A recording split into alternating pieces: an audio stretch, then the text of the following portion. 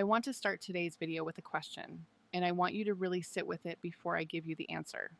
Why is it that two women can eat exactly the same food, do exactly the same exercise, and one of them loses belly fat and the other doesn't? Same calories, same workout, completely different results. Have you ever felt like you were the woman on the wrong side of that equation? If you're in perimenopause or menopause, the answer is not about food. It is not about how hard you're working in the gym. It is about 6 specific daily habits that either work with your menopausal hormones or work against them. And most women have never been told what these habits are because most weight loss advice was never designed with menopausal hormones in mind. Today, I'm going to walk you through all 6 of them. Not vague suggestions, not move more, eat less. Specific science-backed habits with a clear biological reason behind each one, explaining exactly why each habit reduces menopausal belly fat from the root cause, not just the surface. And none of these 6 habits require you to go on a restrictive diet. None of them require you to spend hours doing cardio. Because for menopausal women, both of those approaches can actually make belly fat worse, not better. Drop a comment below right now and tell me, which of these do you think you already do? And which one do you think will be hardest for you? I read every single comment and I reply personally. Let's go. Why eat less, move more, makes it worse? Before the 6 habits, I need to spend 2 minutes explaining something that almost nobody talks about. Because if you don't understand this, you will keep trying the wrong approach and wondering why it isn't working. When most women notice menopausal belly fat, their first instinct is to eat less and push harder in the gym. I completely understand why. It worked before. But here is what has changed. During menopause, your body is already under significant hormonal stress. Estrogen is declining. Cortisol, your primary stress hormone, is rising. And here's the critical piece. Cortisol is one of the most powerful belly fat signals your body has. Every time cortisol spikes, it sends a direct message to your fat cells to store energy around your midsection and hold on to it.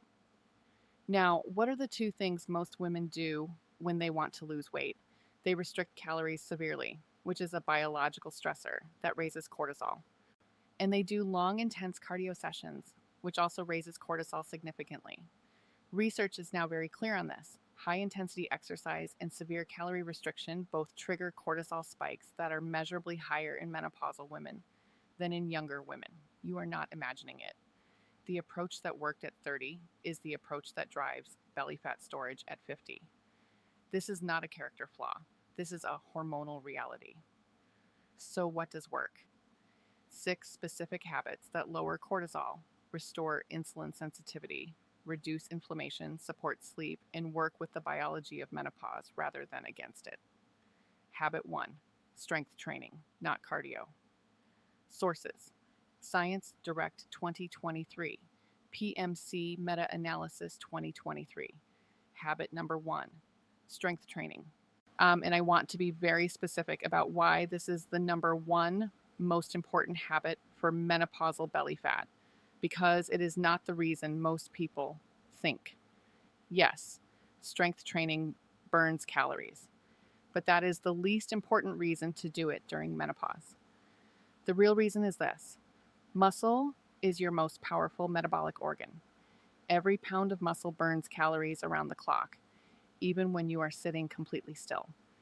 During menopause, you are losing muscle at an accelerated rate, up to 5 to 10% per decade after 50, because estrogen plays a significant role in maintaining muscle mass. When estrogen drops, muscle goes with it. And when muscle goes, your resting metabolism slows. Here is the research. A 15-week resistance training study published in 2023 followed postmenopausal women with low physical activity. Women who trained 3 days per week had significantly reduced visceral fat, subcutaneous abdominal fat, and total abdominal fat compared to the control group. 3 days a week, 15 weeks. Measurable change in the most dangerous type of fat. A comprehensive systematic review and meta-analysis published in PMC in 2023, covering multiple training studies in postmenopausal women, confirmed that resistance training consistently reduces fat mass, body fat percentage, waist circumference, and visceral fat. And there is something else strength training does that is directly relevant to menopausal belly fat. It improves insulin sensitivity powerfully. When your muscles are challenged through resistance training, they create more insulin receptors, and those receptors become more responsive. This means your body needs to produce less insulin to manage blood sugar, and less insulin means less fat storage. What does this look like practically? 2 to 3 sessions per week. Body weight squats, lunges, push ups, resistance bands, all of these qualify. Start where you are and add difficulty gradually. Habit 2, daily walking source. Menopause journal. Blood sugar research. Habit number 2, daily walking, specifically 20 to 30 minutes of brisk walking most days of the week. Not as your primary fat loss exercise, that is strength training, but as a daily habit that directly manages the hormonal environment that makes or breaks everything else. Brisk walking, at a pace where you are slightly breathless but can still hold a conversation, is one of the most consistently proven cortisol lowering activities available. Unlike high intensity cardio, which spikes cortisol and can make belly fat worse in menopausal women, Zone 2 walking brings cortisol down, supports blood sugar stability, and gently improves fat metabolism. Research, specifically in menopausal women, confirms that regular walking reduces total body fat, improves cardiovascular health, reduces hot flashes, and supports metabolic function. And studies on blood sugar management show that a 10-minute walk after each meal reduces the post-meal blood sugar spike by up to 30%, which directly reduces the insulin response that drives fat storage. If you are doing one thing and only one thing after watching this video, make it this: walk after your meals. 10 minutes after breakfast, 10 minutes after dinner. That simple habit targets insulin resistance, the core metabolic problem of menopause, in a way that requires no equipment, no gym membership, and no extreme effort. Habit 3, quality sleep sources. PMC sleep research, magnesium glycinate studies. Habit number 3, sleep. Sleep during menopause is not a comfort issue. It is a metabolic issue. Poor sleep is one of the most powerful drivers of menopausal belly fat, and most women are treating it as a secondary concern when it should be a primary intervention. Here's what happens in your body when you do not sleep deeply. Ghrelin, your hunger hormone, rises significantly. Research shows that even one night of poor sleep can increase ghrelin by 15 to 20%. Leptin, your fullness hormone, falls by a similar amount.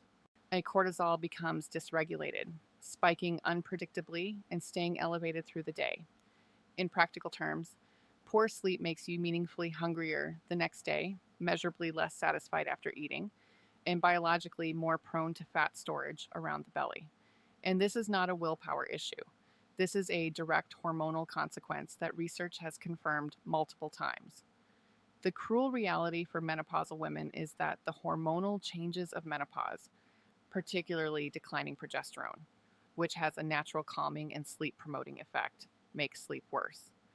So you have a situation where menopause disrupts sleep, and poor sleep accelerates menopausal belly fat gain, a vicious cycle that must be interrupted deliberately. What actually helps? 4 specific things the research supports. First, magnesium glycinate, 300 to 400 milligrams taken 1 hour before bed. Second, a genuinely cool room, 16 to 18 degrees Celsius. Your body needs to drop in temperature to enter and maintain deep sleep. Third, a consistent bedtime, the same time every night within a 30-minute window. Your cortisol rhythm follows your sleep rhythm. Inconsistency trains the body to lower cortisol at the right time. Fourth, no bright light or screens in the 90 minutes before bed. These 4 changes, implemented together, produce meaningful improvements in sleep quality within 2 to 4 weeks. Habit 4, daily stress reduction.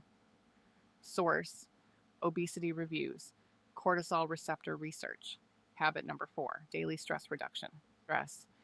And I want to be precise about the word daily because a once-a-week yoga class does not do what a daily 10-minute practice does. The goal here is not relaxation. The goal is cortisol management and cortisol requires consistent daily intervention. Here is the biological reality.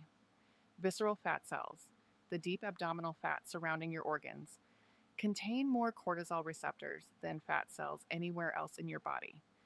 This is confirmed in research published in obesity reviews. When cortisol levels remain chronically elevated, those receptors actively attract and store more fat in the midsection. And during menopause, your cortisol system is already under strain. Progesterone, which normally buffers cortisol, has declined. Every hot flash triggers a cortisol spike. Every poor night of sleep raises baseline cortisol. Every life stress feeds the cycle. What breaks the cycle? Activating your parasympathetic nervous system, your rest and digest mode, on a daily basis. This can be done through slow diaphragmatic breathing. Breathe in for 4 counts, hold for 4, out for 6. Just 10 minutes of this practice daily has been shown to meaningfully lower cortisol. The practice matters less than the consistency. 10 minutes daily is dramatically more effective than 60 minutes twice a week. You are trying to create a new baseline for your nervous system, a lower default cortisol level, and that requires repetition. This is the habit that most women skip because it feels too simple. But visceral fat cells have more cortisol receptors than any other fat in your body. Lowering your cortisol consistently every single day is directly targeting the specific fat you are trying to lose. Habit 5, time restricted eating sources. PMCTRF study. Alternate day fasting 24-week trial. Habit number 5. And this is the dietary habit that the video title promised when I said no diet required. Time restricted eating, not calorie counting, not food restriction. Simply eating all of your food within a consistent 10 to 12 hour window each day, and fasting for the remaining 12 to 14 hours. During menopause, one of the core metabolic problems is insulin resistance, the condition where your cells stop responding properly to insulin signal. Insulin resistance means that more of what you eat gets stored as fat, particularly around the abdomen. Time-restricted eating directly addresses this. When you eat continuously from morning to bedtime, your insulin levels stay elevated almost all day. Chronically elevated insulin means your body is almost never in fat-burning mode. Your fat cells receive a continuous storage signal. Time-restricted eating creates a daily window where insulin drops, your body shifts from storage mode to mobilization mode, and your cells have the opportunity to access and burn stored fat, including visceral belly fat. Research published in PMC confirms this. Postmenopausal women following 8-week time-restricted eating protocols lost an average of 3.3% of body weight, with significant reductions in fat mass, fasting insulin, and insulin resistance. A 24-week alternate day fasting study found even more significant results. An average of 12% body weight reduction in postmenopausal women, with notable reductions in visceral belly fat specifically. The gentlest and most sustainable approach is a 12 to 14 hour overnight fast. Finish eating by 7 p.m. Eat again at 7 to 9 a.m. the next morning.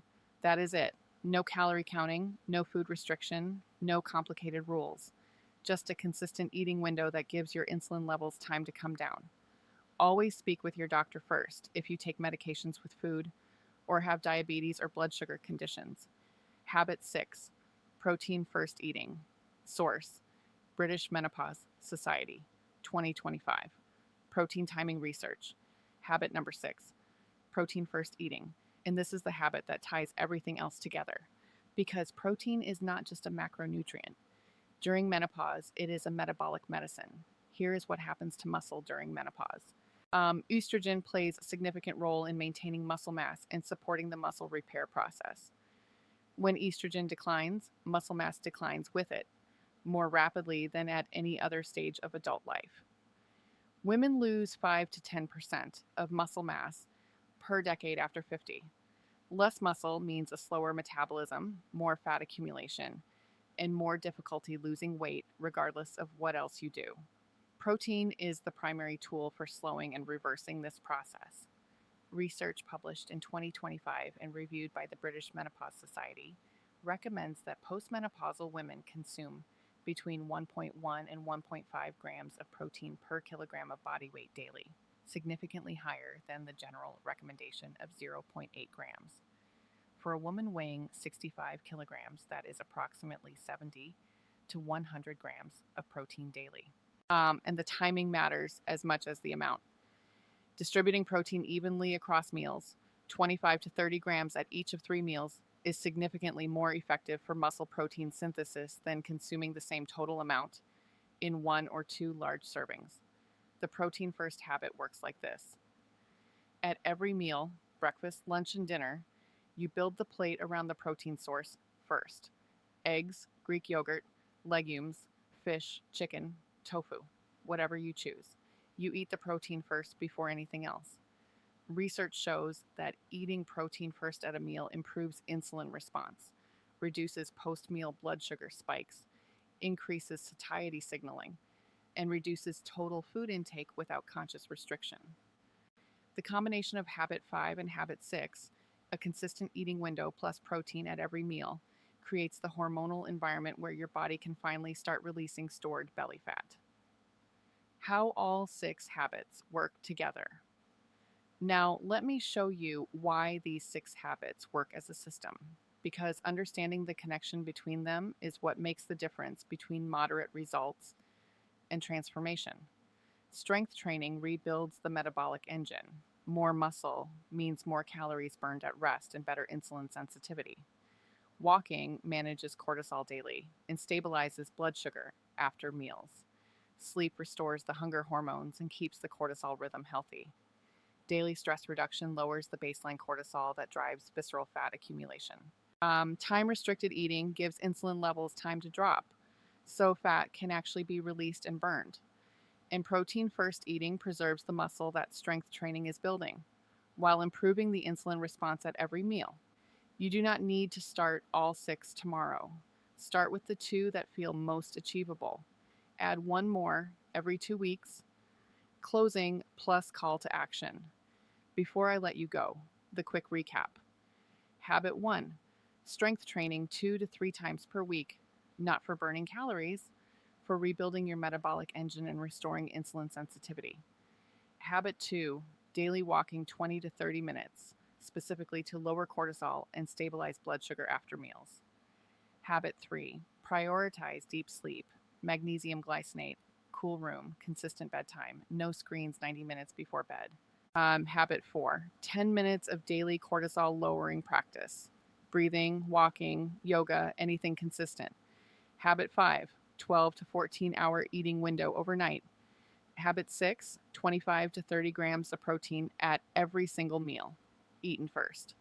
Here's what I want you to take away from today. Your body is not broken. It is not lazy. It is not punishing you. It is following a very precise biological script written by hormonal changes that are beyond your control. But the response to those changes, the 6 habits we have talked about today, is entirely within your reach. You are not fighting your body. You are learning to work with it. Drop a comment below. Tell me which of the 6 habits you are starting with. Tell me your age and what has been your biggest challenge with menopausal weight gain. I read and reply to every comment. If this video helped you today, please share it with one woman in your life who needs to hear it. Click the next video now. We go deeper into exactly what the research says about food during menopause, what specific foods actively make belly fat worse, and what to put on your plate starting tomorrow. I will see you there.